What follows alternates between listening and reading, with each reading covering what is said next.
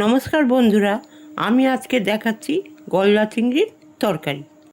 একটা থালার মধ্যে চিংড়ি মাছগুলো নুন হলুদ মাখিয়ে রেখেছি, আর পরিমাণ মতো হলুদ গুঁড়ো, লঙ্কা গুঁড়ো, চিনি, লবণ, তেজপাতা, শুকনো লঙ্কা, কালো জিরে নিয়ে এবার চিংড়ি মাছগুলো হালকা করে তেলে ভেজে নেব এবং ওই তেলে তেজপাতা, শুকনো লঙ্কা, কালো জিরে ফোড়ন দিলাম।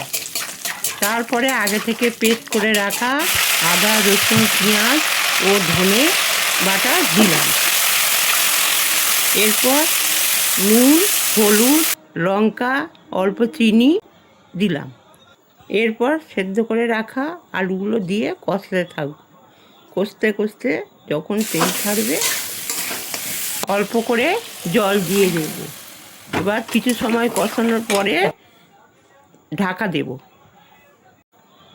ঢাকনা খুলে চিংড়ি মাছ দিয়ে আবার একটু ঢাকা দেব। এরপর আগে থেকে তৈরি করে রাখা দুধটা দিয়ে দেব। এরপর আরও কিছুক্ষণ ঢাকা দিয়ে ফুটতে দেব। ঢাকনা খুলে গরম মশলা দিয়ে নামিয়ে নেব।